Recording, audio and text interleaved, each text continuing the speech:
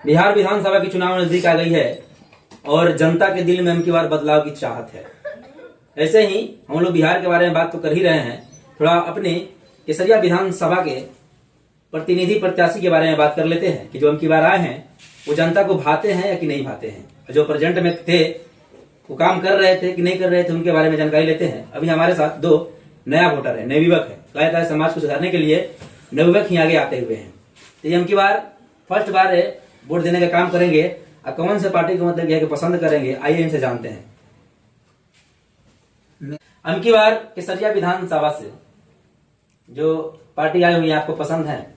नहीं, हमको केसरिया विधानसभा में जो आवाज से बोलिए, आवाज से मोबाइल है आवाज कमाएगा। हमको केसरिया विधानसभा में जो पार्टी आई है वो उसमें से कोई पार्टी पसंद नहीं है। जैसे मान लीजिए कि एनडीए गठबंधन है, महागठबंधन है, एक और है जनशक्ति जनता दल, इनसे भी मतलब यह है कि उजागर हो ही गए हैं विनोद बेदर्दी।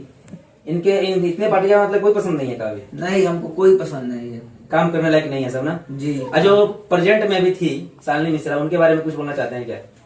देखिए, शालिनी मिश्रा काम नहीं देखिए करती है। आपको हम पहले बतला दें कि जब ये नया वोटर बने हुए हैं तो उनको तो इनके उतना नॉलेज ना होगा, लेकिन आपको हम बतला दें कि वोट देने जाएंगे तो इनका अधिकार है जानना सब कुछ। क्या गलत बोल रहा होगा कि कौन सी पार्टी सही है कि अपना वोट वहां पर जाकर बर्बाद ना करे। ऐसा इंसान को दें जो समाज के लिए और कल्याणकारी काम करे, है ना।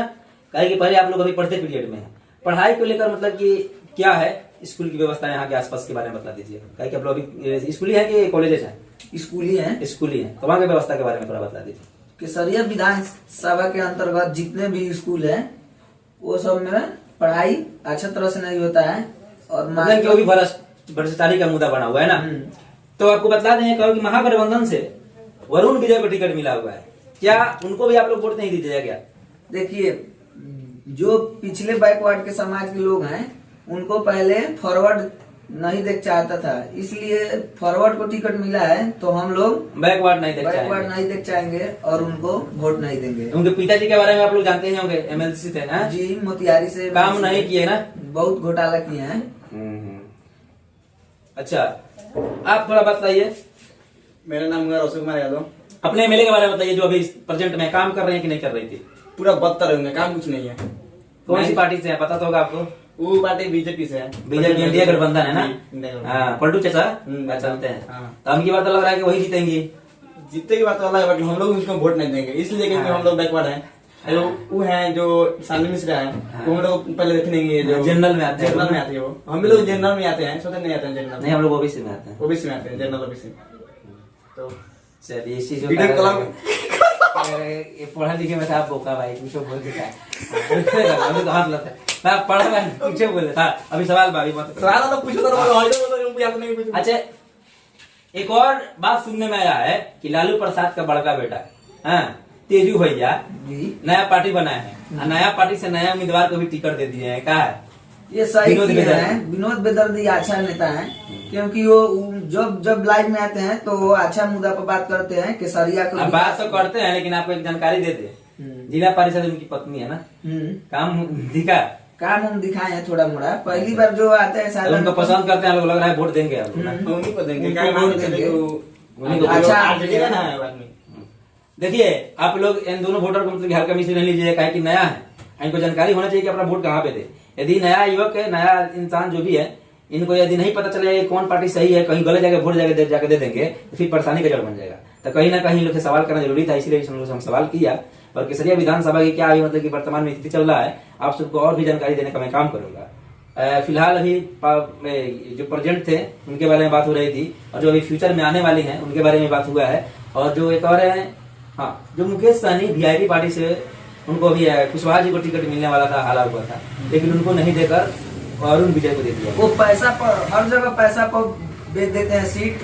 पिछली उनकी जितना भी सीट बेचते हैं उनका सीट एक भी नहीं निकलता है। जो विधायक उनका जीता है वो बीजेपी में चला जाता है। तो अब की बार क्या आशा है, कौन सा फिर से यहाँ पे एमएलए बनने वाला है? यहाँ पर हम की बार तो चांस है जो पिछली का विधायक थी उन्हीं का चांस है, बाकी हम लोग उनको वोट नहीं देंगे। शालिनी मिश्रा जी का ना। देखिए यहाँ पे है कि जनता चाह के भी उनको नहीं हटा सकता, इसलिए कि जो हम लोग का परोपकारी नेता भी हैं, जो जाति के नाम पे उन लोग के मतलब साथ में रहते भी हैं, वही गलती कर जा रहे हैं ना कहीं। जी महागठबंधन करके बहुत सारा पार्टी को तो जोड़ लिए, लेकिन पार्टी ही कुत्ता के जैसे अपने आप में लड़ गया है, और लड़ के है कि अपना सीट बेच दिया है केसरिया विधानसभा की। तो कहीं ना कहीं गलती किया गया है, और इन लोग फर्स्ट वोट देने वाले थे, तो इन लोग कहीं ना कहीं मायूस हैं कि उन लोग को मतलब कि सही जगह मनपसंद वोट नहीं दे सकते, यही ना बात है। जी। अब ऐसे धा पकड़ के देना पड़ेगा। एक और आदमी था, वो बोल रहा था कि हम नोटा पे वोट देंगे, तो नोटा का मतलब क्या हुआ, वो किसी को पसंद नहीं करते हैं। तो नहीं, कहीं ना कहीं केसरिया विधानसभा का जितने भी प्रत्याशी है वो पसंद लायक नहीं है, कहे कि जो प्रेजेंट में है वो भी, जो फ्यूचर में है वो भी काम के लायक नहीं है। मेरे साथ आप लोग बने रहिएगा, और ऐसे ऐसे जनता को आप सभी को लेकर देने का हम काम करेंगे। ये बहुत इंपॉर्टेंट मुद्दा थी, कहे कि नया युवक वोट देने जा रहा है, तो उसके बारे में जानकारी आप सभी को होना चाहिए। और जितने भी आप लोग नया जुड़े हुए हैं, आप लोग मतलब यह कि जो डाउट है क्लियर हो जाना चाहिए कि कौन सी पार्टी के हम लोग वोट दें और कौन से नहीं दें, क्योंकि जानकारी बहुत कम रहती है इस एज में। कि स्कूली बच्चे हैं तो स्कूली बच्चे को स्कूली और कॉलेजेस भी हैं, है ना, होता है 18+ हो जाने के बाद भी स्कूली होता है लोग, और कॉलेजेस भी होता है लोग। मैं नंदन कुमार केसरिया